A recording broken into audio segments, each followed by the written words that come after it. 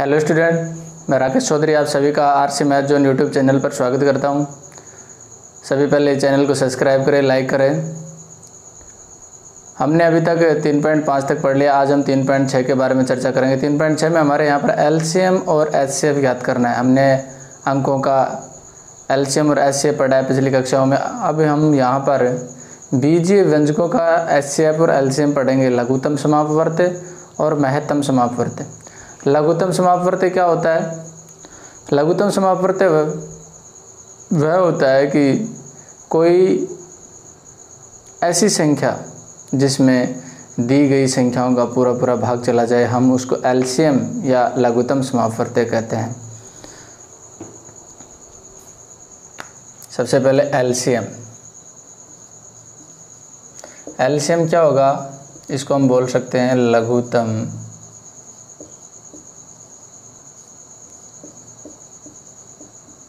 समापवर्ती।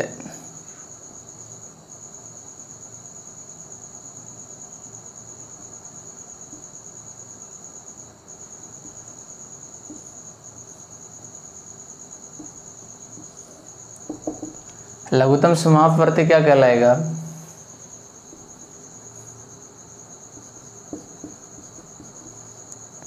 ऐसी छोटी से छोटी संख्या, ऐसी छोटी से छोटी संख्या जिसमें दी गई संख्याओं का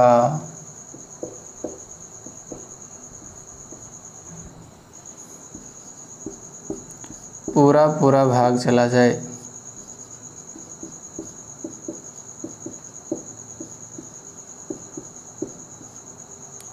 एलसीएम कहलाता है।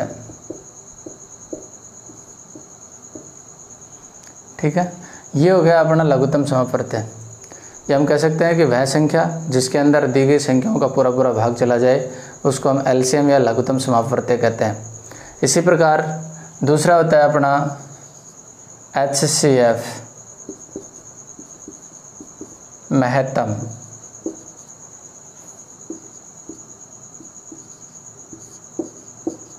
समापवर्ती।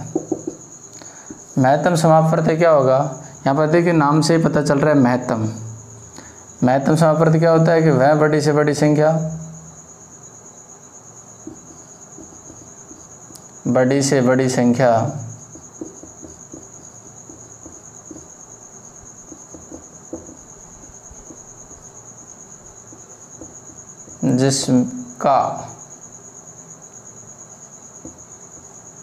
जिसका दी गई संख्याओं में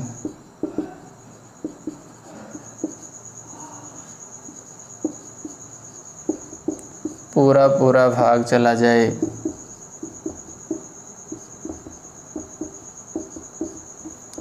एचसीएफ कहलाता है।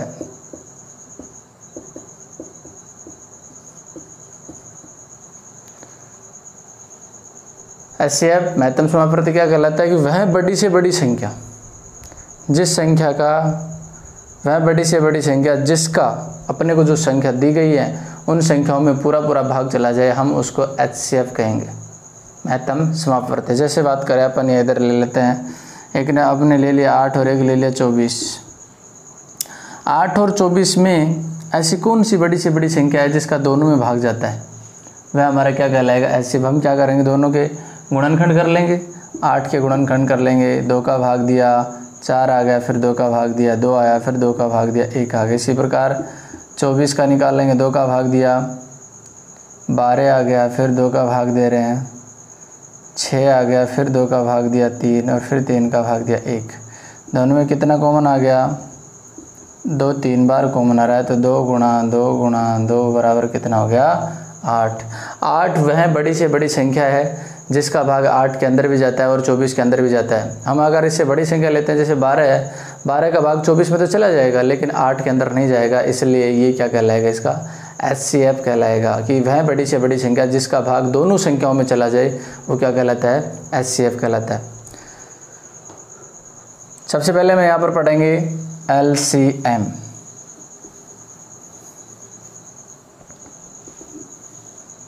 तो LCM में मैंने परिभाषा लिखवा दी आपको कि वह छोटी से छोटी संख्या जिसमें दी गई संख्याओं का पूरा पूरा भाग चला जाए। कोई भी छोटी से छोटी संख्या अपने को यहाँ पर लेनी है, हम इसके आधार पर प्रश्न कर रहे हैं।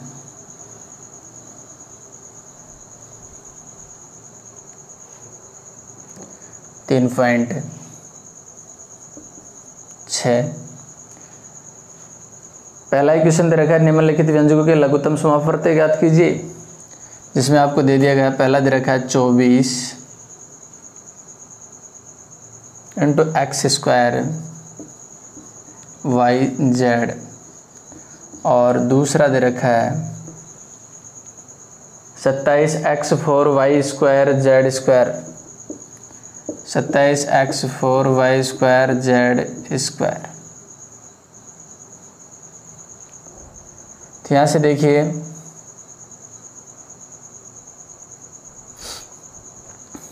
LCM ज्ञात कर रहे हैं, इनका क्या ज्ञात करना अपने को, लघुत्तम समापवर्ती। दोनों व्यंजकों को निकाल रहा हूँ मैं, पहले 24x² YZ का गुणनखंड कर रहा हूँ। तो 24 को क्या लिख सकते हैं अपन, 2 की घात 3 गुणा 3 गुणा x² गुणा y गुणा z, क्योंकि 24 के गुणनखंड कर लेंगे अपन। इधर 24 के गुणनखंड किया, 2 का भाग दिया 12, फिर 2 का भाग दिया, इधर हमारे पास 6 आ गया, फिर 2 का भाग देंगे 3 और 3 का भाग दिया 1। तो इसलिए मैंने लिख दिया 2 की घात कितनी होगी 3, और 1 हमारे पास कितना आ गया 3, ये लिख दिया। इसी प्रकार इधर 27 का गुणनखंड कर रहे हैं, 27x4 y² और z²। 27 को लिख सकते हैं 3 की घात 3 गुणा x4 गुणा y² गुणा z², ये दे रखा है अपने को। अब इन दोनों संख्याओं का LCM ले रहे हैं, LCM ले रहे हैं कौन कौन सी संख्या का, 24x² YZ, 27x4 y² z²। इनका LCM निकालेंगे तो सबसे पहले ध्यान रहे कॉमन बड़ी घात, LCM के अंदर कॉमन और बड़ी घात होनी चाहिए।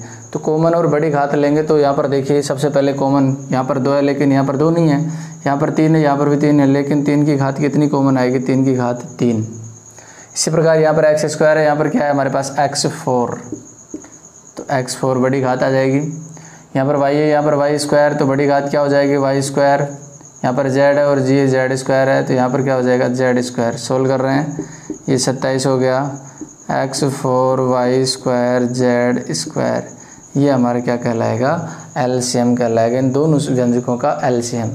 तो ध्यान रहे हमेशा सबसे पहले गुणनखंड कर लेंगे, गुणनखंड करने के बाद में बड़ी कॉमन में बड़ी घात, कॉमन में आपको क्या लेना है, बड़ी घात लेना है, और उसके बाद जो बच जाता है उसको भी लिखा जाता है, उसके बाद जो हमारे पास जो बच जाता है उसको भी लिखा जाता है। तो हमारे पास यहाँ पर देखिए 3 कॉमन आया, x कॉमन आया, y कॉमन आ गया, z कॉमन आ गया, लेकिन 2 कॉमन आया क्या, नहीं 2 कॉमन नहीं आया, तो हम 2 की घात 3 जो बच जाता है उसको भी अपना LCM में लेते हैं, 2 की घात 3। तो 2 की घात 3 को गुणा करेंगे तो 27 गुणा कितना हो जाएगा 8 x4 y² z²। 27 को 8 से मल्टीप्लाई किया, 8 7 56 का 6 बच गया कितना 5, 8 दूनी 16, 16 और 5 कितने हो गए 21, 216 x4 y² z², ये हमारा क्या हो जाएगा यहाँ पर LCM। तो ध्यान रहे सबसे पहले तो बड़ी घात कॉमन आ रही है उसके अंदर से लेना है, उसके बाद जो शेष हमारे पास जो व्यंजक बचता है, चर बचता है, अचर बचता है, जो भी बचता है उसको भी अपन साथ में लिख देते हैं। ये सिर्फ हम LCM में करते हैं। तो जैसे मैंने यहाँ पे देखा 3 की घात कॉमन आ गई, x की घात कॉमन आ गई, y की घात कॉमन आ गई, z की घात कॉमन आ गई, लेकिन यहाँ पर हम देख रहे हैं 2 की घात 3 अकेले बस ऊपर वाले व्यंजक में ही आ रहा है, नीचे वाले में नहीं है। तो हम क्या करेंगे 2 की घात 3 को भी यहाँ पर क्या कर देंगे, शामिल कर देंगे। तो ये हमारा क्या कहलाएगा, LCM कहलाएगा। दूसरा प्रश्न देख रहे हैं,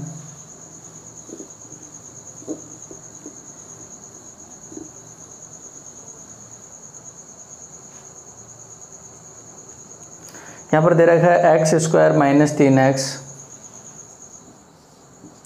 x square minus 3x plus 2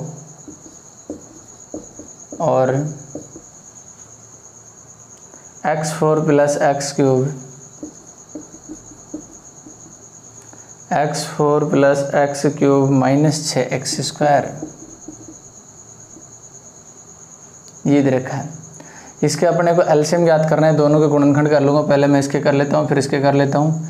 इसके गुणनखंड कर रहा हूँ तो यहाँ से देखिए गुणा करने पर 2 आना चाहिए और जोड़ने पर 3, तो क्या क्या गुणनखंड हो जाएंगे, 2 और 1, x square minus 2x minus x plus 2। तो यहाँ से देखिए फर्स्ट 2 और सेकंड 2 में से कॉमन ले लेंगे। फर्स्ट 2 में से x कॉमन आ गया, x माइनस 2, ऐसे माइनस 1 कॉमन आ गया, x माइनस 2। तो हमारे पास आ गया x माइनस 2 और x माइनस 1। ठीक है, इसी प्रकार इसका गुणनखंड कर रहा हूँ मैं।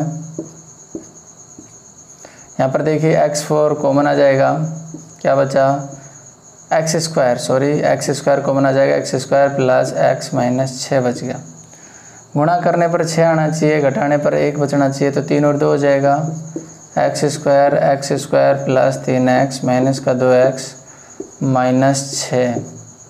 यहाँ से हो गया एक्स स्क्वायर, फर्स्ट 2 में से कॉमन ले रहे हैं, x कॉमन आ गया तो x प्लस 3, लास्ट 2 में से माइनस 2 कॉमन आ गया तो x प्लस 3। तो यहाँ से हमारे पास X square x plus 3 common आ गया और इधर x माइनस 2। अब अपन दोनों में देखना है, एलसीएम निकाल रहे हैं दोनों का एलसीएम निकालेंगे। किस किस का, x square minus 3x plus 2 और दूसरा है x4 plus X cube minus 6x square. इन दोनों का एलसीएम निकालेंगे। सबसे पहले दोनों में कॉमन और बड़ी घात ले लेंगे।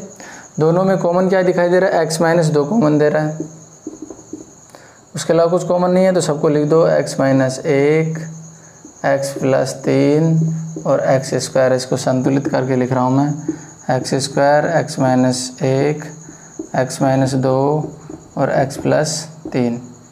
ये हमारा क्या कहलाएगा, यहाँ पर एलसीएम कहलाएगा। तो ध्यान रहे, सबसे पहले कॉमन, और कॉमन में क्या होनी चाहिए, हमारे पास बड़ी घात होनी चाहिए।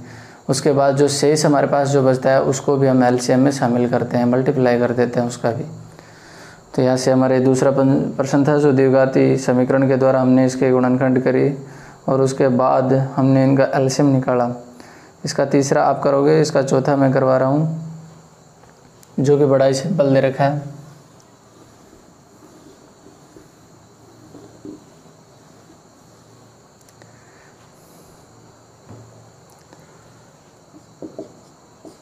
पहले के चौथे में दे रखा है एक्स स्क्वायर माइनस 1 एक व्यंजक, तो ये दे रखा है। दूसरा व्यंजक दे रखा है एक्स स्क्वायर प्लस 1 इंटू में एक्स प्लस 1। तीसरा व्यंजक दे रखा है x square plus x minus 1। इन तीनों का अपने को एलसीएम पूछा है, तो देखिए ये ऐसा कैसे रहेगा, एक्स स्क्वायर माइनस 1, यहाँ से एक्स स्क्वायर प्लस 1 भी ऐसा कैसा, इंटू में एक्स प्लस 1 भी ऐसा कैसे रहेगा। इसके गुणनखंड नहीं हो रहे तो ये भी ऐसे कैसा आ जाएगा। एलसीएम निकाल रहे हैं, तो सबसे पहले कॉमन दिख रहा है, किसी में कुछ भी कॉमन नहीं दिख रहा है, सबको लिख देंगे x square minus 1, x square plus 1, x plus 1, x square x minus 1। अगर कॉमन कुछ भी दिखाई नहीं दे रहा है तो सबको लिख देंगे, सबको लिख दिया हमने इधर से। यहाँ पर देखिए ये a minus b, a plus b बन रहा है, इसको क्या कर सकते हैं, ए स्क्वायर, यानी कि घात कितनी हो जाएगी, 4 माइनस 1 इंटू में एक्स प्लस 1 इंटू में x square plus x minus 1। ये हमारे पास इसका एलसीएम आ जाएगा। कुछ भी कॉमन नहीं है, वहाँ पर हम क्या करेंगे, सभी को मल्टीप्लाई कर देंगे आपस में, तो हमारे पास क्या आ जाएगा, इसका एलसीएम आ जाएगा। इसका जो लास्ट क्वेश्चन है उसको और देख रहे हैं। पहले का पाँचवा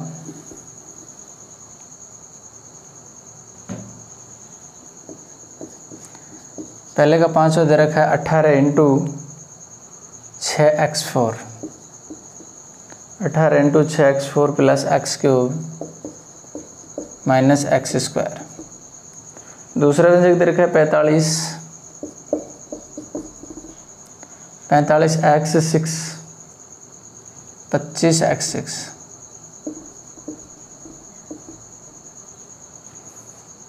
25x6 plus 3x5 minus x4 ये दे रखा है हमारे को।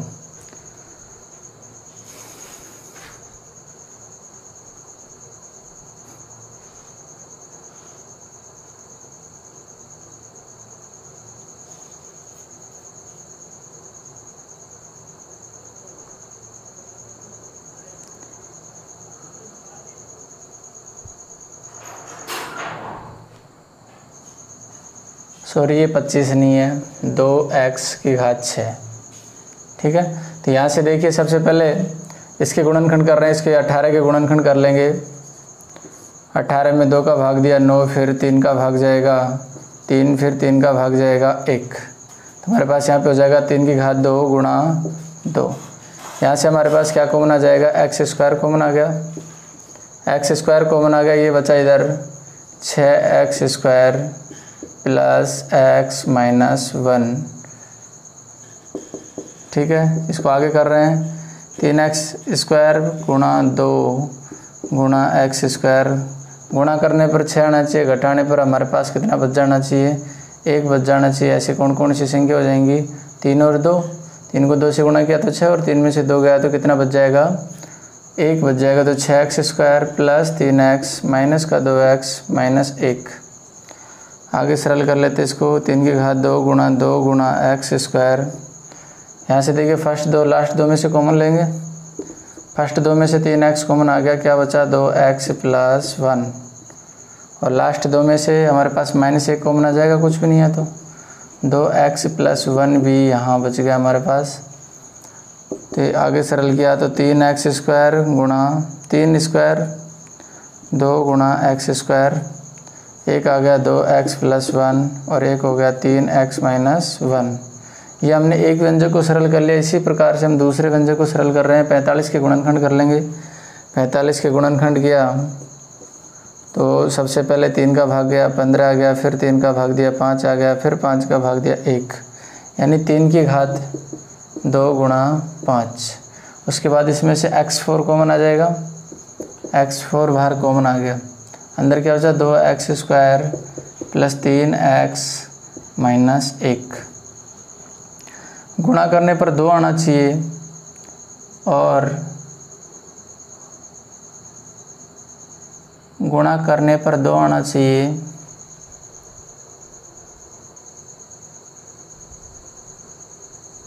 देखिए यहाँ पर अपनी बुक में ये गलत दे रखा है, आप इसको प्लस कर लीजिएगा। यहाँ से गुणा करने पर 2 आएगा और जोड़ने पर 3 हो जाना चाहिए, तो हमारे पास 2 और 1 हो जाएगा। 3² गुणा 5 गुणा x4, यहाँ से हो जाएगा 2x² plus 2x plus x plus 1। 3² गुणा 5 गुणा x4, यहाँ से फर्स्ट 2 में से 2x कॉमन आ गया, x प्लस 1 बच गया, वहाँ से 1 कॉमन आ गया, x प्लस 1। 3 का स्क्वायर गुणा 5 गुणा x4, 2x प्लस 1 और x प्लस 1। हमारे पास ये 2 कोष्टक है। अब हम इसका एलसीएम ज्ञात करेंगे। सबसे पहले अपन देखेंगे दोनों में कॉमन और बड़ी घात। 3 का स्क्वायर यहाँ पर भी है, 3 का स्क्वायर यहाँ पर भी है, तो 3 का स्क्वायर कॉमन आ गया। 2 यहाँ पर है लेकिन उधर नहीं है, 5 उधर है इधर नहीं है, छोड़ो इसको बाद में देखते हैं। उसके बाद x² इधर है और x4, तो x की बड़ी घात लेंगे अपन, x की घात 4 ले लेंगे। उसके बाद 2x प्लस 1 इधर है, 2x प्लस 1 इधर भी कॉमन आ रहा है, तो इसको भी लिख लेंगे 2x प्लस 1। उसके अदरवाइज हमारे पास कुछ भी कॉमन नहीं आ रहा है, बाकी जो भी बच गया हमारे पास उन सबको लिख देंगे। इधर क्या बचा 3x माइनस 1 और एक हमारे पास क्या बच गया गुणा 2।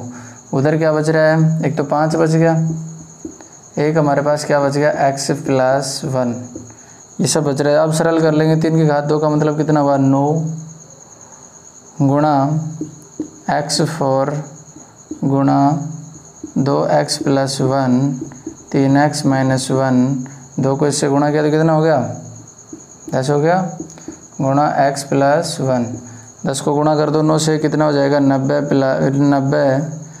x4 इंटू में 2x + 1 3x - 1 इंटू में x + 1, यही हमारा आंसर होगा एलसीएम।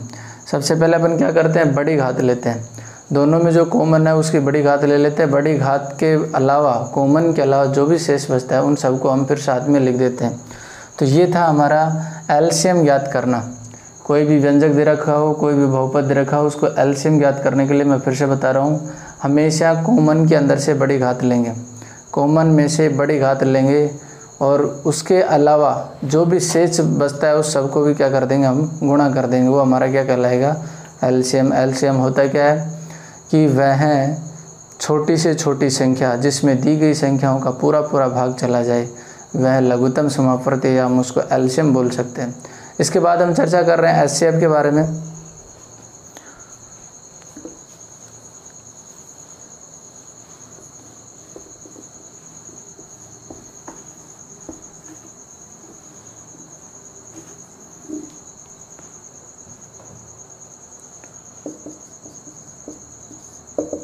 एचसीएफ क्या होगा कि वह बड़ी से बड़ी संख्या, वह बड़ी से बड़ी संख्या जिसका दी गई संख्याओं में पूरा पूरा भाग चला जाए। लघुत्तम में तो क्या होता है कि वह छोटी से छोटी संख्या जिसके अंदर दोनों दी गई संख्याओं का पूरा पूरा भाग चला जाए, और यहाँ पर लघुत्तम में क्या होता है कि वह, उसमें महत्तम में क्या होता है कि वह बड़ी से बड़ी संख्या जिसका अपने को दी गई संख्याओं में पूरा पूरा क्या चला जाए, भाग चला जाए, हम उसको महत्तम समापवर्ती कहते हैं। इसके द्वारा हमारा जो दूसरा प्रश्न रखा है उसके सवाल इसी से होंगे। पहला दे रखा है इसमें a की घात 3 b की घात 4, दूसरा व्यंजक जो दे रखा है a की घात 2 b की घात 8 b की घात 5, a की घात 2 इंटू में b की घात आपको दे रखा है यहाँ पे 8। अब इसमें क्या होता है, जब एचसीएफ निकालते हैं तो इसमें कॉमन और छोटी घात, कॉमन होना चाहिए और क्या होनी चाहिए, छोटी घात। यहाँ पर देखिए a की घात 3 है, बड़ी है, यहाँ पर 2 है, यहाँ पर है, इसका मतलब a की घात 2 कॉमन आ गया। उसके बाद हम देखें तो हमारे पास यहाँ पे दे रखा है b की घात 4 है, b की घात 5 है, b की घात 8 है, तो छोटी घात लेंगे तो b की घात कितना आ जाएगा 4। ये हमारा क्या हो जाएगा आंसर। ध्यान रहे एलसीएम में जो बचता है उसको भी लिख देते हैं। एचसीएफ में ऐसा नहीं करते हैं, एचसीएफ में सिर्फ कॉमन और उसमें भी जो छोटी घात है ना उसी को लेते हैं, इसके अलावा और कोई संख्याओं को नहीं लेते हम यहाँ पर। अगला प्रश्न देख रहे हैं, एक बहुपद का देख लेते हैं हम यहाँ पे।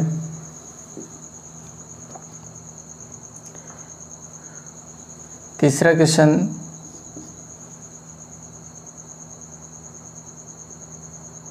तीसरा प्रश्न दे रखा है x² - 7x + 12। दूसरा जो व्यंजक दे रखा है x² - 10x + 21। तीसरा जो व्यंजक दे रखा है x² + 2x - 15, x² + 2x - 15। ये 3 व्यंजक दे रखा है। सबसे पहले इसको सरल कर रहा हूँ मैं, गुणा करने पर 12 और जोड़ने पर 5 आना चाहिए, जोड़ने पर 7, तो यहाँ पर 3 और 4 हो जाएगा, 3 को 4 से गुणा किया 12, x² - 3x - 4x + 12। इसको सरल किया, फर्स्ट और लास्ट दो में से कॉमन ले लेंगे, यहाँ से x कॉमन आ गया, x - 3, यहाँ से माइनस का 4 कॉमन आ गया, x - 3, इधर से हमारे पास x - 3 कॉमन आ गया, इधर से क्या आ गया x - 4। इसी प्रकार से इसका देखिए गुणा करने पर 27 और जोड़ने पर 10 होना चाहिए, तो 3 गुणा 7 हो जाएगा, x² - 7x - 3x + 21। फर्स्ट और लास्ट दो में से कॉमन ले रहे हैं, x कॉमन आ गया, x - 7, यहाँ से 3 कॉमन आ जाएगा तो x - 7 इधर बच जाएगा, x × x - 7 और दूसरा हमारा आ गया x माइनस 3। इसी प्रकार से हम लास्ट तीसरे जो व्यंजक दे रखा है उसका गुणनखंड कर रहे हैं। गुणा करने पर 15 और घटाने पर 2 बचना चाहिए। तो यहाँ पर हो जाएगा 5 गुणा 3, तो x square plus 5x minus 3 x minus 15। First दो लास्ट दो में से कॉमन, यहाँ से x कॉमन आ गया, x plus 5 minus 3 x plus 5, x plus 5 common आ गया दोनों में से, इधर से और इधर से। यहाँ पर हमारे पास बच गया x माइनस 3। अब देखिए हम इसका निकाल रहे हैं क्या, HCF। इसका HCF निकालेंगे, महत्तम समापवर्त निकालेंगे, तो जो सब तीनों के अंदर जो हमको दिखाई देगा वही हमारा क्या होगा, HCF। तो x माइनस 3 इधर है, यहाँ पर भी है, यहाँ पर भी है, तो इसका आंसर हमारा क्या हो जाएगा, x माइनस 3 ओनली फॉर बस। अगर मान लीजिए एलसीएम के बारे में कहता है तो हम x माइनस 4 भी लेते, x माइनस 7 भी लेते और x प्लस 5 भी लेते, लेकिन यहाँ पर सिर्फ हमारे से HCF पूछा है और HCF में हम सिर्फ कॉमन घात लेते हैं और कॉमन में भी छोटी घात होनी चाहिए। तो हमारे पास इसका आंसर कितना आ गया, x माइनस 3। इसी प्रकार से हम इन सभी प्रश्नों को कर लेंगे दूसरे प्रश्न में। तीसरा प्रश्न देखिएगा, तीसरे प्रश्न में हमारे से सिद्ध करवा रहा है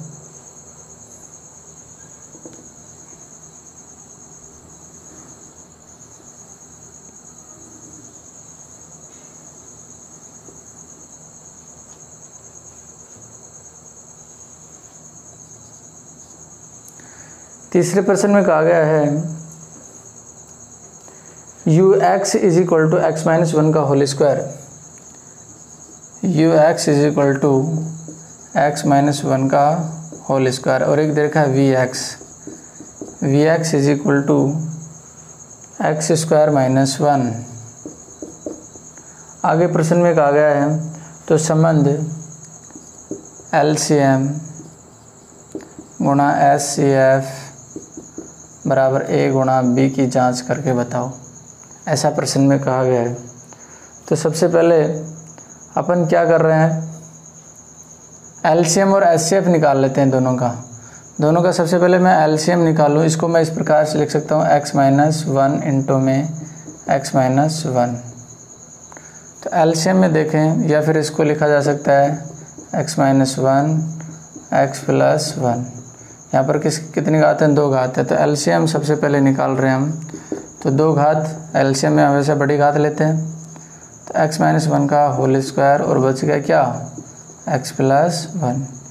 और HCF में क्या होता है, जो दोनों में कॉमन आ रहा है, कॉमन क्या आ रहा है हमारे पास, x माइनस 1 कॉमन आ गया। अब हम ये फॉर्मूला लगा रहे हैं।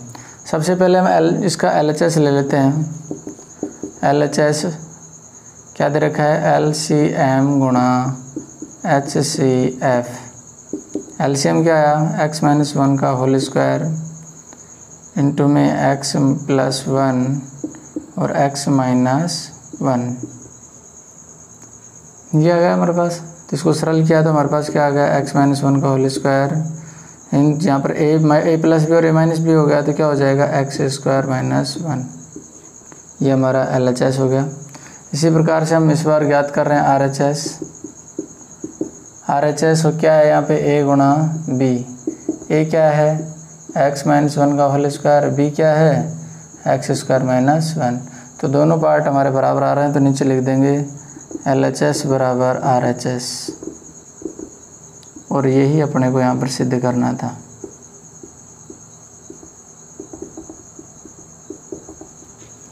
ठीक है, तो ध्यान रहे जब हमारे को इसके संबंध की सत्यता की जाए, और ये फैक्ट होता है भाई, यहाँ पर कोई भी अपने को 2 संख्याएं दी गई हैं, उनका LCM और HCF का जो गुणनफल होता है ना, वो उन संख्याओं के गुणनफल के बराबर आता है हमेशा।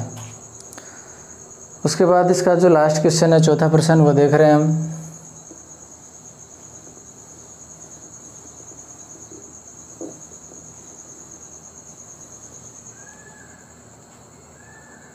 इसमें दे रखा है x माइनस 7 इंटू 2 व्यंजकों का गुणनफल।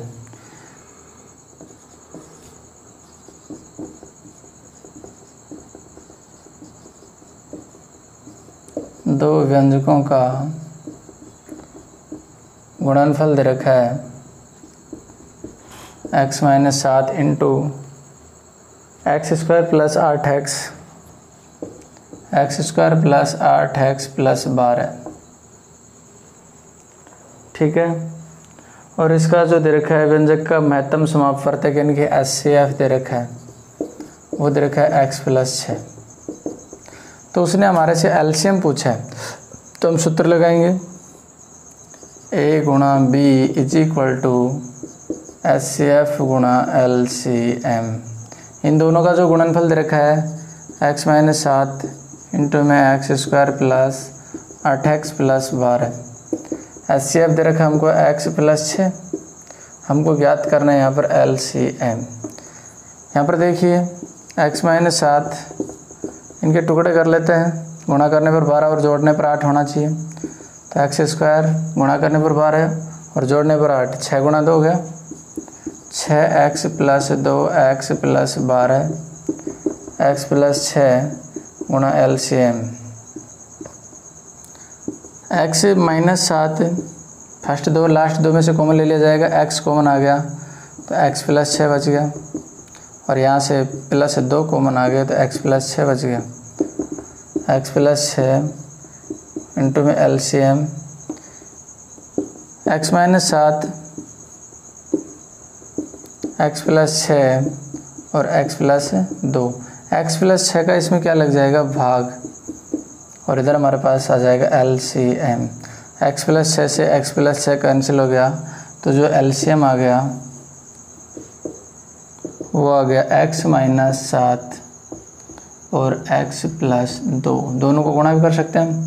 तो ये हो जाएगा एक्स स्क्वायर और x को 2 से गुणा किया तो 2x, 7 को x से गुणा किया तो माइनस का 7x, 7 को 2 से गुणा किया तो हमारे पास हो जाएगा माइनस का 14। तो हो जाएगा x square minus 5x minus 14, ये हमारा इसका हो जाएगा LCM।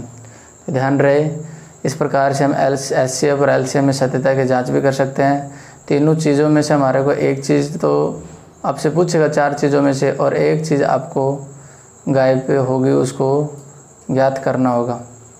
3 चीज़ें दी होंगी, एक चीज़ आपसे पूछा जाएगा। तो धन्यवाद, आज का यहीं तक, कल फिर मिलेंगे। चैनल को सब्सक्राइब ज़रूर करें, लाइक करते रहें, और अगर फिर भी कोई प्रश्न में या एग्जाम्पल में प्रॉब्लम आती है तो आप उसको कमेंट्स बॉक्स के द्वारा पूछ सकते हो। बहुत बहुत धन्यवाद।